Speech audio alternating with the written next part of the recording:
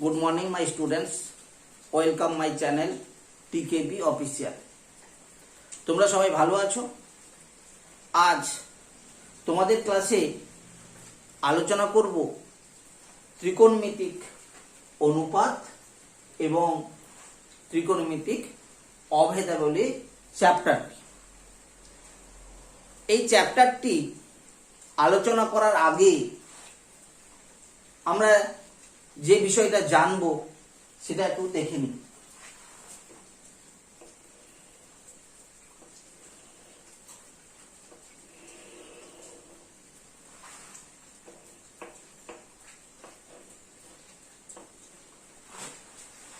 তাহলে সবাই বুঝতে পারছো, বোর্ডে আমি একটা ত্রিভুজ এঁকেছি।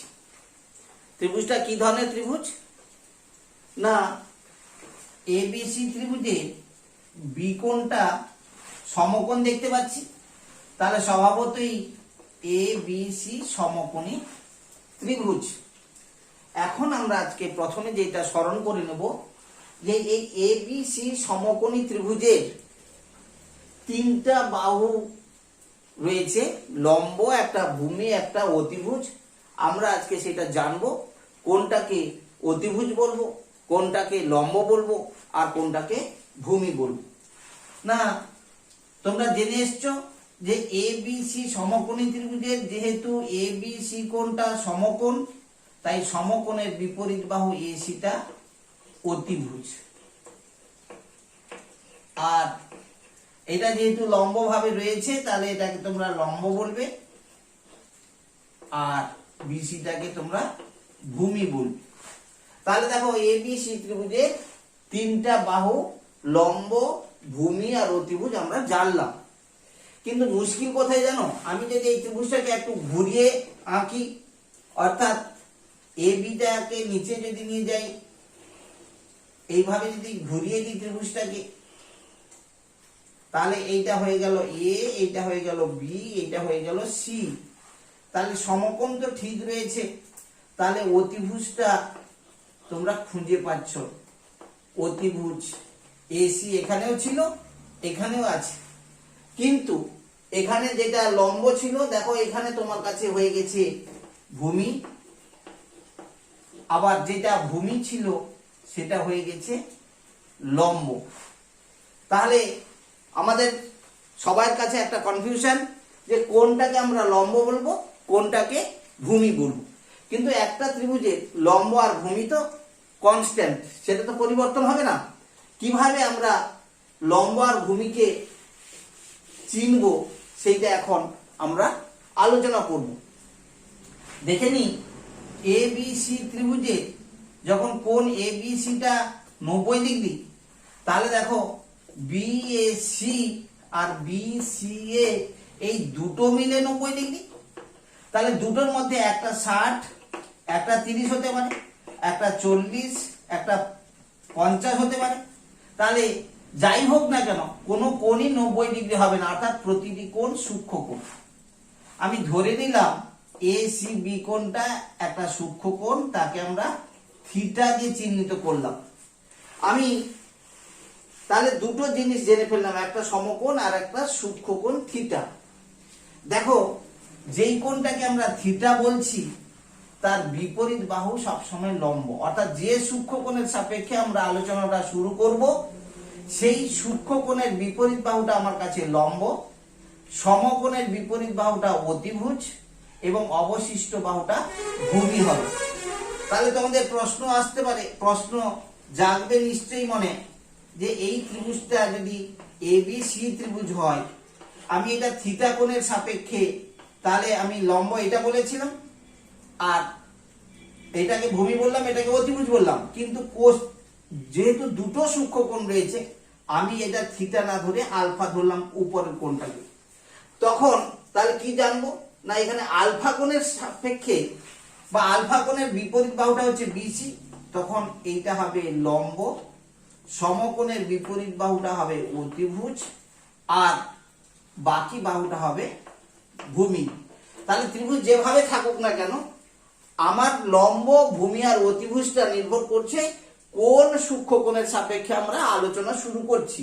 অর্থাৎ যদি আলফা সূক্ষ্মকোণের সাপেক্ষে আলোচনা শুরু করি, তাহলে আলফা কোণের বিপরীত বাহুটা আমার কাছে লম্ব, সমকোণের বিপরীত বাহুটা হচ্ছে অতিভুজ এবং অবশিষ্ট বাহুটা ভূমি। আবার এখানে থিটা কোণের সাপেক্ষে এবিটা হচ্ছে লম্ব, বিসিটা হচ্ছে ভূমি, আর এসিটা হচ্ছে অতিভুজ। তাহলে আমরা কনফার্ম হলাম যে একটা সমকোণী ত্রিভুজের লম্ব কোণটা, ভূমি কোণটা আর অতিভুজ কোণটা। এখন দ্বিতীয় ধাপে আমরা এগোবো। সেটা কি না, দেখো এই সমকোণী ত্রিভুজের মোট 3টা বাহু রয়েছে। আমি দুটো দুটো বাহু নিয়ে সাজাতে চাইছি, অর্থাৎ আমি লম্ব আর অতিভুজ নিলাম,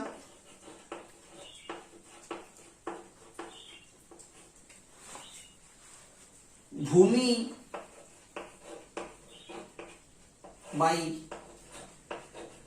অতিভুজ নিলাম, লম্ব বাই ভূমি নিলাম, অথবা অতিভুজ বাই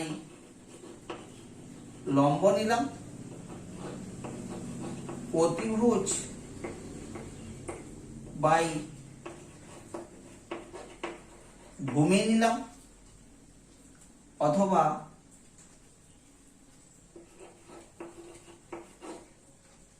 ভূমি বাই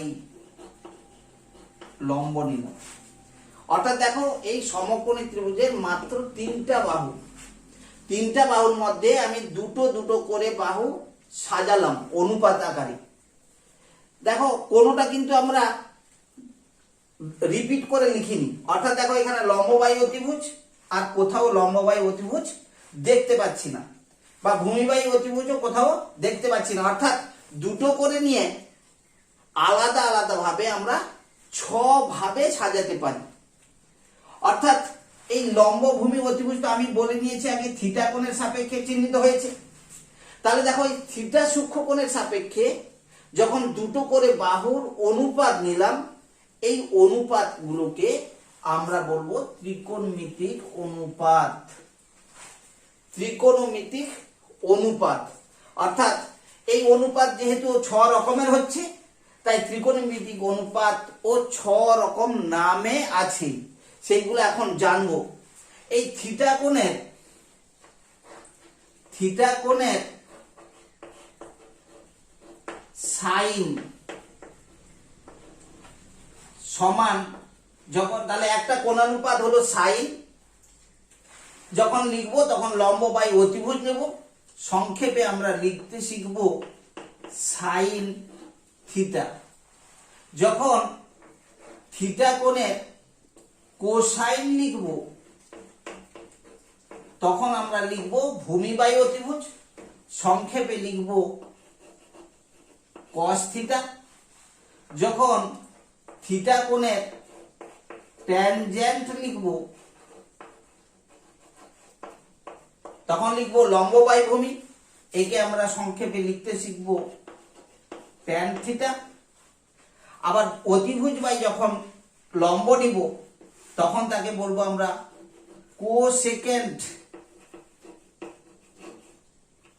সংক্ষেপে লিখব কোসেক থিটা। আবার অতিভুজ বাই ভূমি নিলে সেটা হবে সেকেন্ড, বা সংক্ষেপে সেক থিটা। আর যখন ভূমি বাই লম্ব নেব তখন সেই কোণানুপাতটা হলো কোট্যানজেন্ট, সংক্ষেপে এটাকে আমরা কট থিটা লিখব। তাহলে দ্বিতীয় কথাটা যেটা আমরা শিখলাম সেটা হলো যে সমকোণী ত্রিভুজের 3টি বাহুর মধ্যে দুটো করে বাহু নিয়ে যখন আমরা সাজাই, মোট 6 রকমের সাজাতে পারি। সেই প্রত্যেকটা অনুপাতকে আমরা বলবো ত্রিকোণমিতিক অনুপাত। তাহলে সেই থিটা কোণের যখন আমরা সাপেক্ষে যখন লম্ব বাই অতিভুজ নিব, সেই কোণানুপাতটা বলবো আমরা সাইন।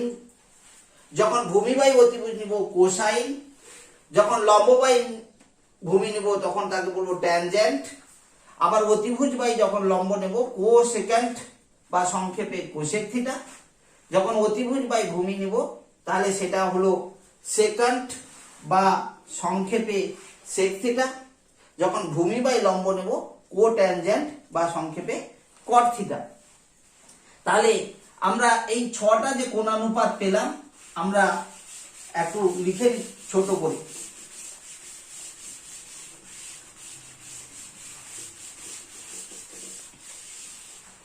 তাহলে আমরা মোট কোণানুপাত পেলাম 6টা। প্রথমটা হচ্ছে সাইন থিটা, সেটা কি লিখবো তাহলে লম্ব বাই অতিভুজ,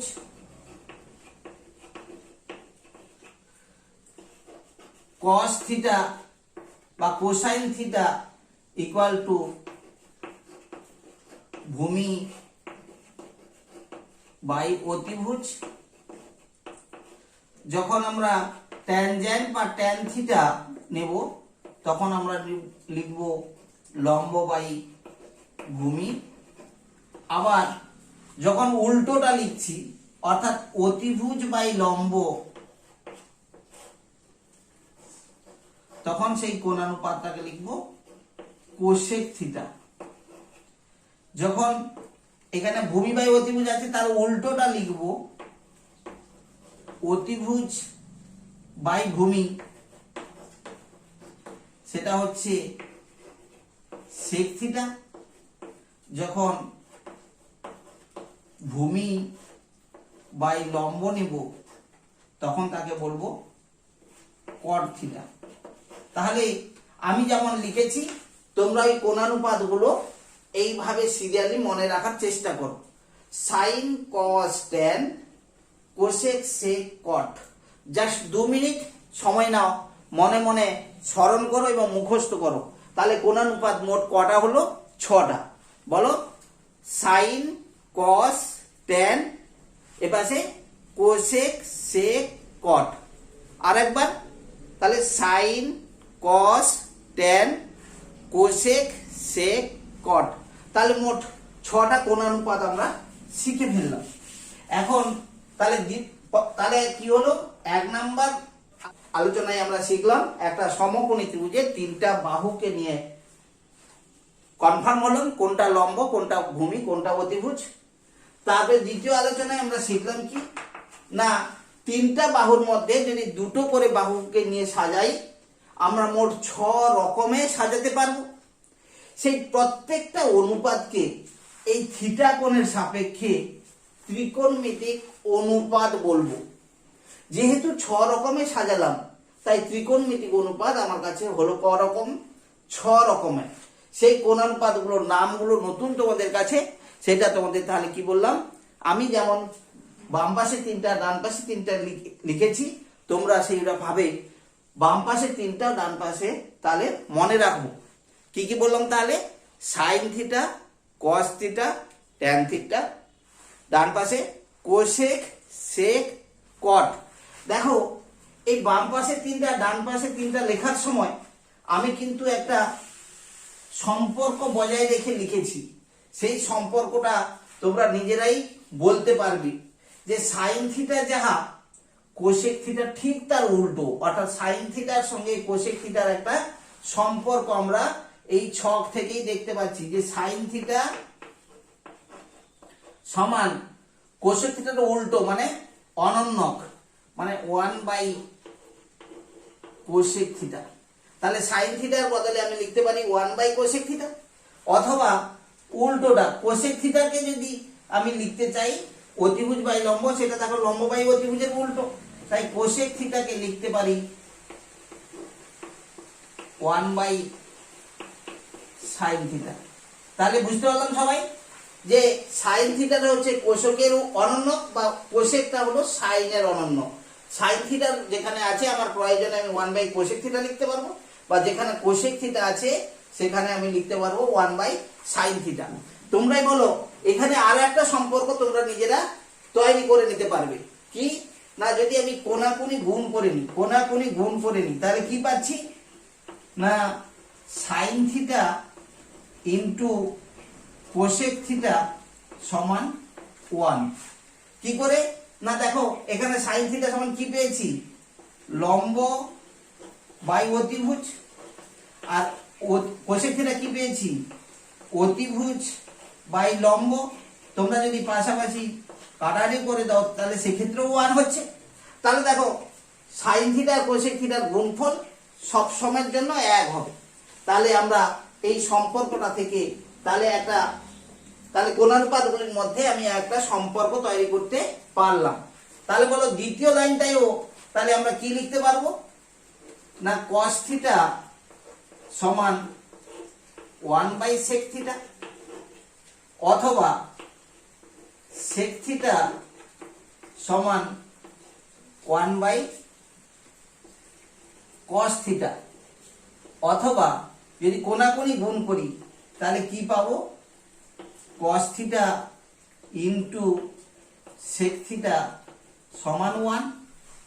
ঠিক একই রকম ভাবে তৃতীয় সম্পর্কটা কি লিখবো, tan থিটা সমান 1/cot থিটা, অথবা cot থিটা সমান 1/tan থিটা। আর যদি কোণাকুণি গুণ করি তাহলে কি পাবো, tan theta into cot theta, tan theta into cot theta equal to 1। তাহলে দেখো আমরা তৃতীয় নাম্বার আলোচনাটা শিখে ফেললাম। কি না কোণানুপাত 6 রকমের। সেই কোণানুপাত 6 রকম হলে কি হবে, দুটো কোণের মধ্যে দুটো কোণানুপাতের মধ্যে একটা অনন্যক সম্পর্ক রয়েছে। অনন্যক সম্পর্কটা সহজে মনে রাখবো যদি আমরা এইভাবে sine cos tan cosec sec cot এইভাবে আমরা যদি মুখস্থটা রাখি তাহলে সহজে সম্পর্কটা তৈরি করতে পারবো। সাইন থিটা সমান 1/কোসেক theta, cosec theta equal to 1/সাইন থিটা, বা সাইন থিটা কোসেক থিটা 1 হবে।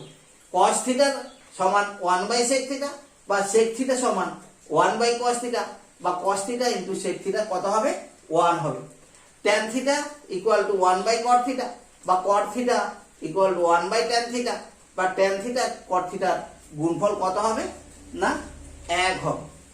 তাহলে এটা হলো তিনটি কোণানুপাত, 6টির মধ্যে দুটোর মধ্যে কাদের মধ্যে অনন্যক সম্পর্ক রয়েছে সেটা আমরা জেনে ফেললাম। চতুর্থ নাম্বার আমরা আলোচনা যেটা যাব দেখে নি। এখানে দেখো sine cos tan cosec sec cot পড়েছি। এখন আমার ইচ্ছা হলো যে আমি সাইনকে কস দিয়ে ভাগ করি, কি হয় দেখি। আমি এইটা লিখতে চাইছি sine theta by cos theta. কি লিখবো, না তুমি যা দেখতে পাচ্ছ সাইন থিটার বদলে আমরা লিখবো লম্ব বাই অতিভুজ, আর কস থিটার বদলে আমি লিখবো ভূমি বাই অতিভুজ। তাহলে তোমরা জানো এটা ভাগ আছে, তাহলে উল্টে গুণ হয়ে যাবে। তাহলে লম্ব বাই অতিভুজ গুণিতক অতিভুজ বাই ভূমি। দেখো অতিভুজ কেটে যাবে, পড়ে থাকবে কি না লম্ব বাই ভূমি। ভালো করে দেখো লম্ব বাই ভূমি কিন্তু একটা কোণানুপাত আছে, কোনটা না দেখো লম্ব বাই ভূমি, তাহলে ট্যান, তাহলে এটার বদলে তাহলে আমরা ট্যান থিটা লিখতে পারবো। তাহলে কি শিখলাম, সাইন থিটাকে কস থিটা দিয়ে ভাগ করলে আমরা পাবো ট্যান থিটা। মনে রাখা একবার সহজ, sine by cos equal to tan. তাহলে তোমার প্রশ্ন আসবে যে আমি যদি উল্টোটা করি, দেখো উল্টোটা করলে আমরা পাবো কট থিটা। অর্থাৎ এখানে আমরা জেনে ফেলবো যে কস থিটা বাই যদি আমি সাইন থিটা লিখি তাহলে আমরা কি পাবো, না কট থিটা। এই একই নিয়মে তোমরা তৈরি করতে পারবে। তাহলে দেখো আমরা 6টা কোণানুপাত জানলাম, এবং 6টা কোণানুপাতের মধ্যে আমরা 2টা সম্পর্ক শিখলাম। আরো অনেক সম্পর্ক রয়েছে। আমরা প্রথমে এই 2টো সম্পর্ক যে শিখলাম সেই সম্পর্কগুলো থেকে আমরা এই 23.1 নম্বর অনুশীলনী যে অঙ্কগুলো রয়েছে কিভাবে আমরা করব সেটা এগোবো, কিন্তু তার আগে আর একটা কথা আমরা জেনে নিই।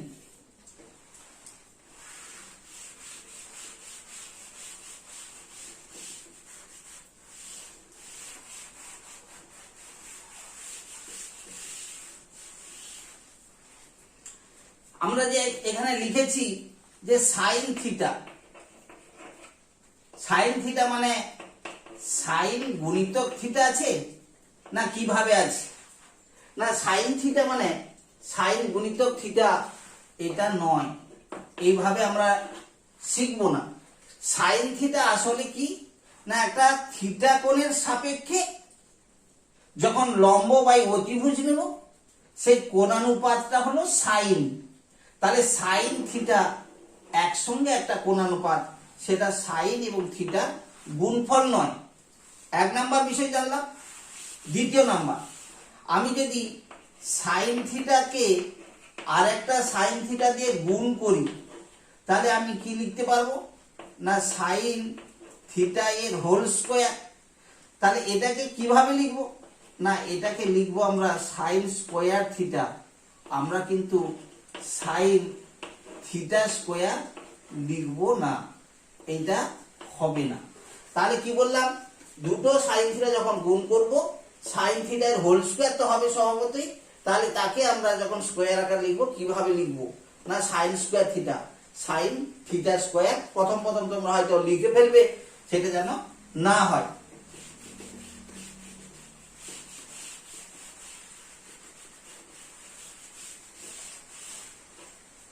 এখন চলে আসি যে সাইন থিটার মান বা কোসেক থিটার মান কেমন হতে পারে, অর্থাৎ মানগুলো দেখে নি। দেখো, সাইন থিটা সমান আমরা জানি লম্ব বাই অতিভুজ। তাহলে বলো, লম্বটা বড় হবে না অতিভুজটা বড় হবে? না, সবতেই অতিভুজটাই বড়। তাহলে দেখো, উপরে এখানে একটা ছোট সংখ্যা তুমি ধরে নাও, ধরো উপরে 4 নিচে 5 আছে, এই ভাগফলটা দেখো একের চাইতে কি কম, একের চাইতে কম, অর্থাৎ সাইন থিটার মান কখনো একের বেশি হতে পারে না। কেন? লম্ব বাই অতিভুজ, অতিভুজ সবসময় লম্ব অপেক্ষা বড় হবে, তাই ভাগফল সবসময় এক অপেক্ষা কম হবে। তারপর ঠিক একই রকম ভাবে cos থিটার মান কত হবে না, এটা দেখো ভূমি বাই অতিভুজ, ভূমি বাই অতিভুজ। তাহলে ভূমি বাই অতিভুজ হলে ভূমি অতিভুজ থেকে সবসময় ছোট, তাহলে এটাকে আমি যদি সেই একই রকম ভাবে একটা উদাহরণ ধরে নিই 3/5, তাহলে এটাও লেস দেন 1 হবে। ট্যান থিটা, ট্যান থিটা কত না, ট্যান থিটা হচ্ছে লম্ব বাই ভূমি, লম্ব বাই ভূমি। দেখো, এইটা লম্ব আমি 4 বলেছিলাম, ভূমি 3 ধরেছিলাম, তাহলে লম্ব যদি 4 ভূমি যদি 3 হয় এর মান কত হবে না গ্রেটার দেন 1। আবার লম্ব আর ভূমি যদি দুটো সমান সমান হয়ে যায়, এটা 6 এটাও 6, তাহলে কি হবে একের সমান হবে। আবার যদি দেখা যায় যে উপরেরটা 3 নিচেরটা 4, তাহলে এটা কি হলো একের কম হলো। অর্থাৎ ট্যান থিটার মান লম্ব বাই ভূমি, যেহেতু লম্ব আর ভূমির মধ্যে কে বড় হবে ঠিক নেই, লম্ব যদি বড় হয় ভূমি যদি ছোট হয় মানটা হবে ট্যান থিটার মানটা হবে একের বেশি, আবার লম্বটা যদি ছোট ভূমিটা যদি বড় হয় তাহলে একের কম, আবার লম্ব আর ভূমি যদি দুটো সমান হয় একের সমান। তাই ট্যান থিটার মান একের বেশি হতে পারে, একের সমান হতে পারে, একের কম হতে পারে, কিন্তু সাইন আর কস থিটার মান সবসময় একের কম হচ্ছে। উল্টো দিকে দেখো, কোসেক থিটা আর সেক থিটা, তোমরাই বলো, যেহেতু অতিভুজটা বড় উপরে তাই এর মান গ্রেটার দেন 1, একের চাইতে বেশি হবে। সেক থিটার মানও একের চাইতে বেশি হবে।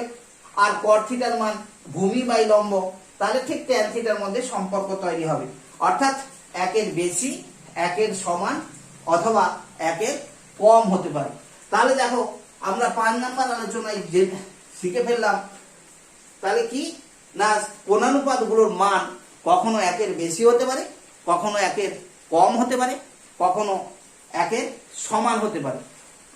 তাহলে এতক্ষণ অবধি আমরা আলোচনায় যা শিখলাম সেইগুলো আরেকবার স্মরণ করে নিই, দিলে আজকের ক্লাস আমরা শেষ করব। পরের ক্লাসে আমরা 23.1 অনুশীলনীর সমস্যাগুলো কিভাবে সমাধান করা যায় সেটা দেখব। দেখো, আজকের আলোচনায় আমরা প্রথমে শিখলাম একটা সমকোণী ত্রিভুজের সমকোণটা বিপরীত বাহু হচ্ছে অতিভুজ, যে সূক্ষ্মকোণ নিয়ে আমরা আলোচনা করব, অর্থাৎ থিটা কোণের বিপরীত বাহুটা হচ্ছে লম্ব এবং অবশিষ্ট বাহুটা হলো ভূমি। দ্বিতীয় আলোচনায় কি শিখলাম না, দেখো এই সমকোণী ত্রিভুজের লম্ব, ভূমি আর অতিভুজ এই 3টা বাহুর মধ্যে দুটো দুটো করে যদি আমরা নিই, মোট 6 উপায়ে আমরা সাজাতে পারবো এবং দুটি দুটি মানে বাহুর অনুপাত দিয়ে আমরা 6 ভাবে সাজাতে পারবো এবং সেই অনুপাতগুলোকে আমরা কোণানুপাত, ত্রিকোণমিতিক কোণানুপাত বলে শিখলাম। সেই কোণানুপাত দেখো, থিটা কোণের যখন আমরা সাইন নিব, অর্থাৎ সাইন থিটা সমান কি না লম্ব বাই অতিভুজ, যখন কস থিটা নিব হবে কি না ভূমি বাই অতিভুজ, যখন ট্যান থিটা নেব হবে লম্ব বাই ভূমি। আর সোজাই সোজাই কি মনে রাখতে বলেছিলাম না সাইনের সোজাই হবে কোসেক থিটা, সেটা হবে সাইনের উল্টো, অর্থাৎ অতিভুজ বাই লম্ব। কসের সোজাই মনে রাখবো সেক থিটা, সেটা হবে অতিভুজ বাই ভূমি। ট্যানের সোজাই লিখবো আমরা কট থিটা, সেটা হবে ট্যানের উল্টো, অর্থাৎ লম্ব বাই ভূমির উল্টো, অর্থাৎ ভূমি বাই লম্ব। একটা কথা বলে নিই, এই কোণানুপাতগুলো আমরা এখন যেমন সহজে শিখে ফেললাম, কিছু দিন বাদে আমরা কিন্তু এই কোণানুপাতগুলো, অর্থাৎ কোন কোণানুপাতটা কোন বাহু বাই কোন বাহু হবে সেটা কিন্তু ভুলে যাব। সেটা সহজে মনে রাখার জন্য আমি একটা ছড়া আকারে মনে রাখতে বলবো। সেটা কি না সাইন লতি কস ভূতি ট্যান লঘু। অর্থাৎ যদি এইটা আমরা মুখস্থ রাখতে পারি, সাইন লতি কস ভূতি ট্যান লঘু, সাইন লতি কস ভূতি ট্যান লঘু, তাহলে দেখো এই কোণানুপাতগুলো আমরা সহজে মনে রাখতে পারবো। কি করে না সাইন লতে লম্ব, টিতে অতিভুজ, কস ভূতি ভূতে ভূমি, টিতে অতিভুজ, আর ট্যান লঘু লতে লম্ব, ভূতে ভূমি। তাহলে 3টা যদি আমরা মনে রাখতে পারি তাহলে সহজে সাইনের অনন্যক তো আমরা জানি কোসেক, তাহলে কোসেক থিটা তাহলে কি হবে অতিভুজ বাই লম্ব, কসের অনন্যক সেক থিটা হবে অতিভুজ বাই ভূমি, আর ট্যানের অনন্যক কট থিটা হবে ভূমি বাই লম্ব। তাহলে এটা ভালো করে সবাই মনে রাখবে। তাহলে এইটা মনে থাকলে মনে করবে যে তোমরা 6টা কোণানুপাত সহজে মনে রাখতে পেরেছ। তৃতীয় আলোচনায় আমরা কি শিখলাম? তৃতীয় আলোচনায় শিখলাম যে এই কোণানুপাতগুলোর মধ্যে অনেক সম্পর্ক আমরা ভবিষ্যতে তৈরি করব। এখন যে সম্পর্কগুলো শিখেছি সেটা হচ্ছে একটা হচ্ছে অনন্যক সম্পর্ক। অনন্যক সম্পর্কটা কি না, সাইন থিটার বদলে আমি কি লিখতে পারবো, সাইন থিটার বদলে আমরা লিখতে পারবো 1 কোসেক থিটা, বা কোসেক থিটার বদলে কি লিখতে পারবো 1 সাইন থিটা। আর বললাম যে যদি এই দুটোকে আমরা কোণাকুণি গুণ করে নিই তাহলে আরেকটা সম্পর্ক পাবো sine theta into cosec theta equal to 1। Similarly তোমরা লিখতে পারবে cos theta equal to 1/sec theta, সেটা আর আমরা লিখছি না। একটা অনন্য সম্পর্ক বলে দিলাম সোজাই সোজাই, আমরা শিখেছি সোজাই সোজাই যেমন তেমনটি আমরা লিখতে পারবো cos theta equal to 1/sec theta, বা sec theta equal to 1/cos theta, আর cos theta sec theta equal to 1।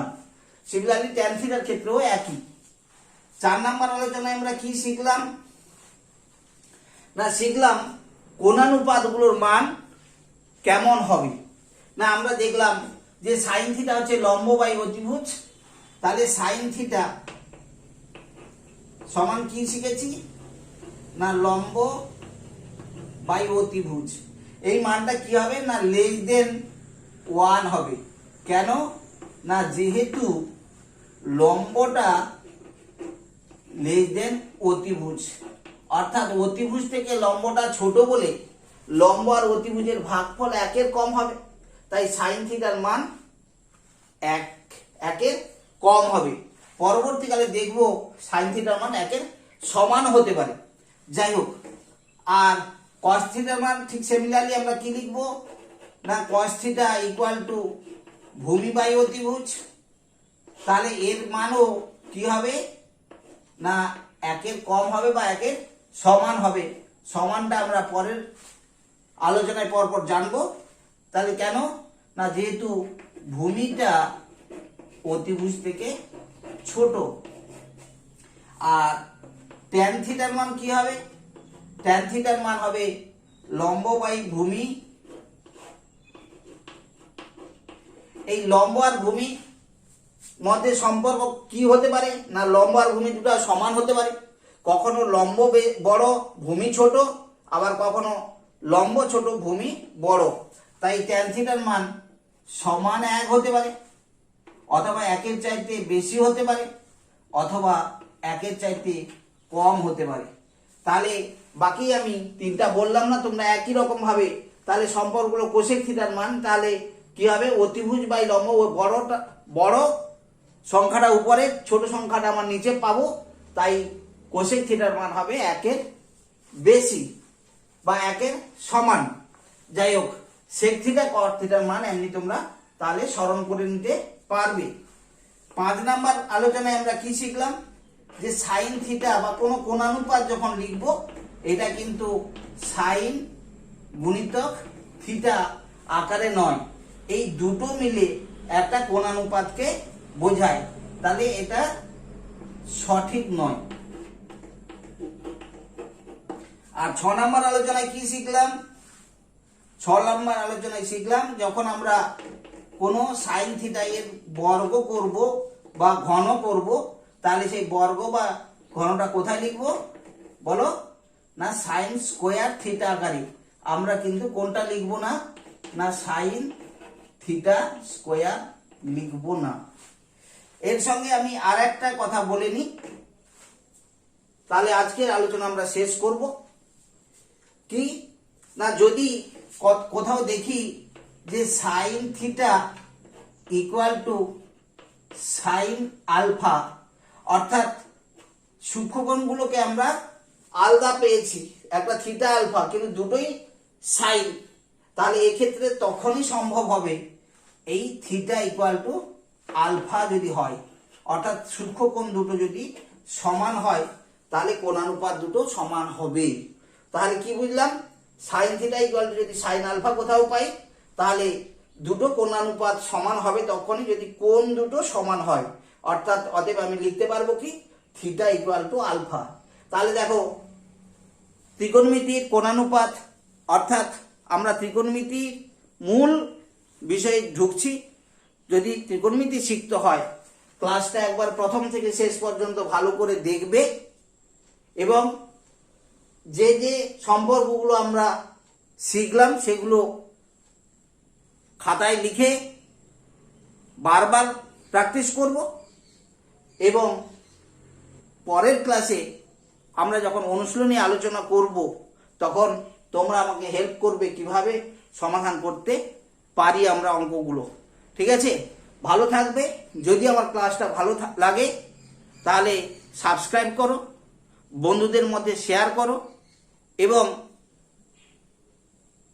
তোমাদের পড়া সংক্রান্ত কোনো যদি সমস্যা থাকে কমেন্ট বক্সে লিখে পাঠাও। আমরা তোমাদের সেই সমস্যা নিয়ে একটা আলাদা ক্লাস করতে পারবো।